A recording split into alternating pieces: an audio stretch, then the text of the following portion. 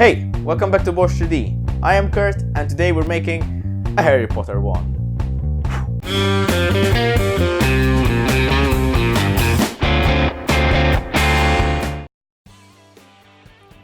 The wand was printed on my Prusa i3 Mark II 3D printer. It printed well except for a slight failure at the very tip of the wand. First, I used cyanoacrylate glue to join all the different pieces together. I had drawn marks on mating pieces to make sure that I was not gluing something in the wrong orientation.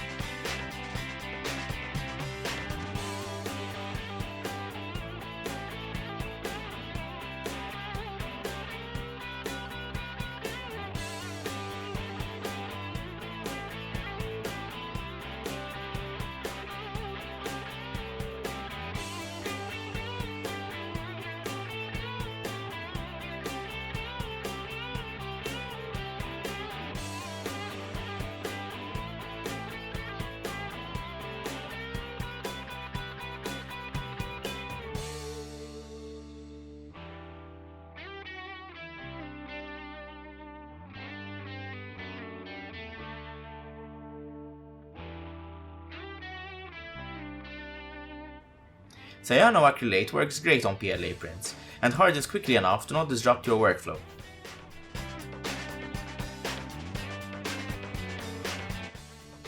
Once the CA glue dried, I put on some gloves and started mixing a small amount of Plumber's epoxy. This material comes in 2 parts, which are already in the right ratio.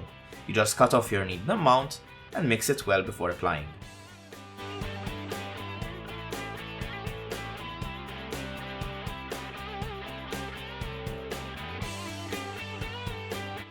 To make sure that I'm mixing it well enough, I rolled it between my hands and folded it over itself until there were no visible streaks and everything was a consistent color.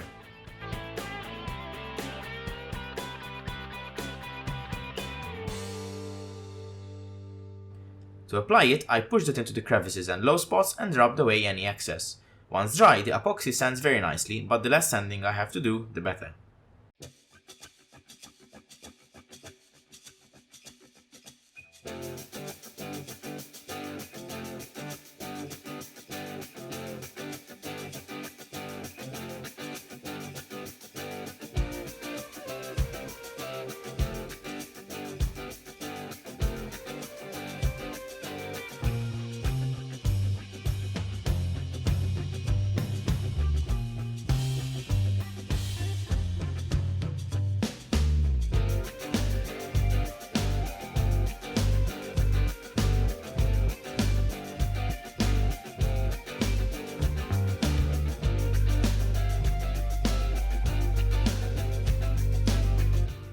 I applied epoxy to every seam and then fixed the deformity at the tip of the wand where the print had failed.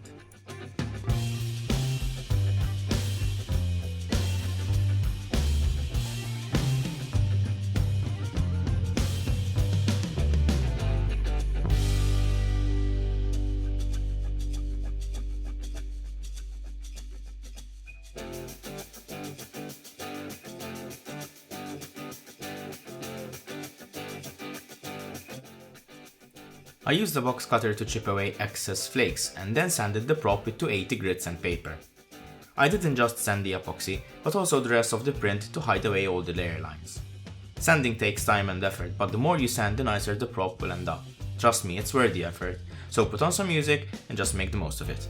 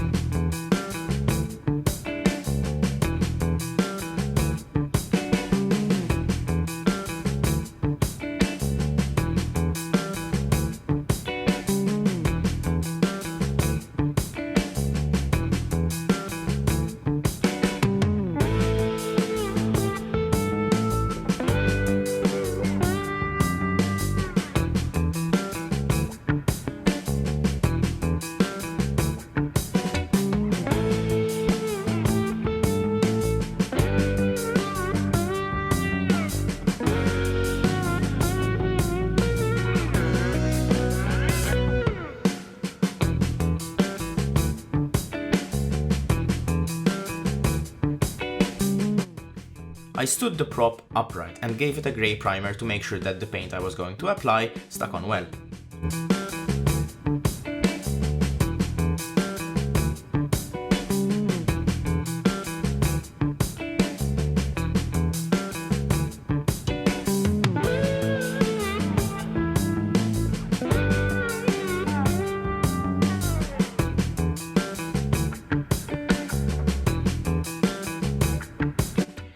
I left it outside to dry. It's summer and the weather's warm enough to dry these coats of paint very quickly. I just avoided leaving them in direct sunlight so as to avoid warping the print and ending up with a bent product.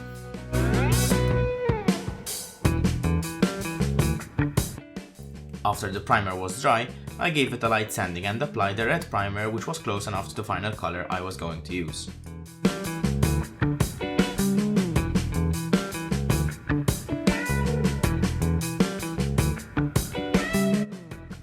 Soon it was time to bust out my old model paints.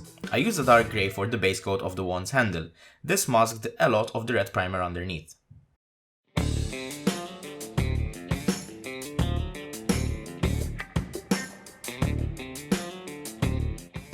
Following that, I mixed the same grey with some white to make a light non-metallic light grey color, and covered the whole handle with light brush strokes, making sure that no red was poking from underneath.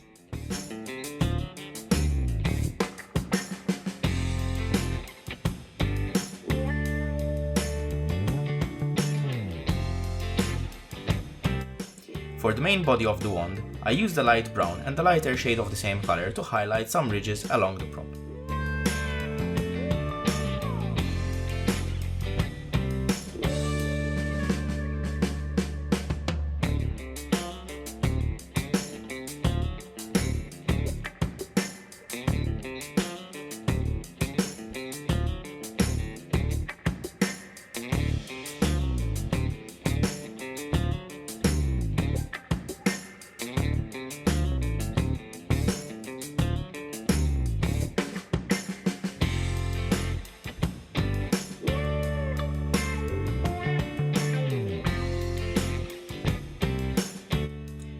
To highlight the handle, I used pure white and applied it using a dry brush technique.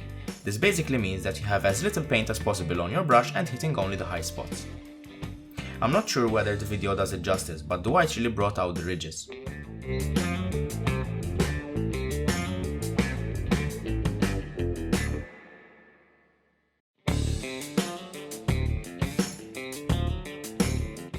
To shade the low spots, I used a dark wash and wiped it before it could dry. This left a darker shade of color in all the recesses and crevices of the wand.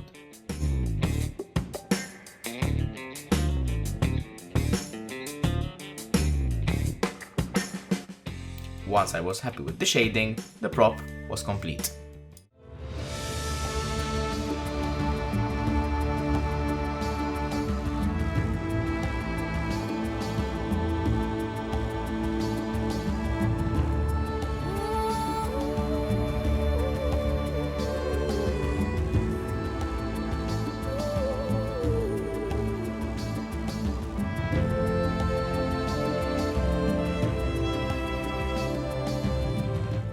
There are different ways to make props. One of them is obviously 3D printing, which is what we did today.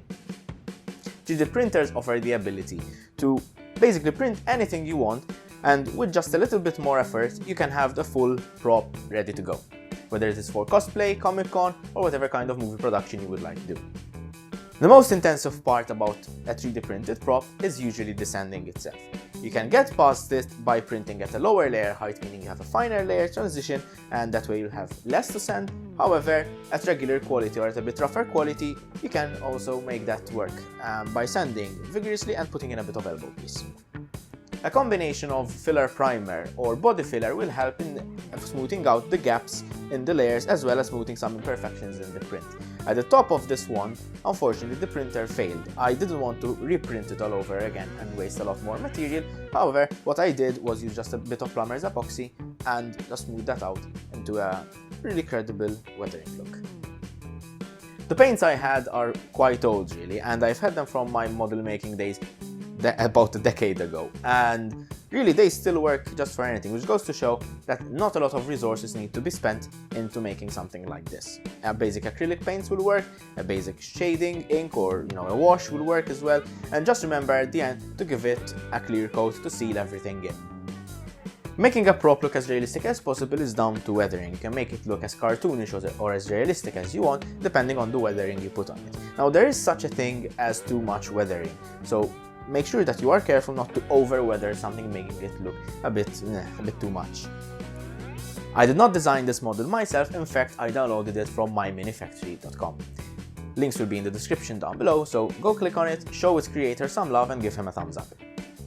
As always, you can follow me on Facebook, Instagram or Twitter, or you can always go to my website borsch3d.net where you'll find links to all my social media there. Just as I have been inspired by other makers out there to go down in my shop and make something, I hope that you too can go in your shop and make something, because everyone is a maker. Nox!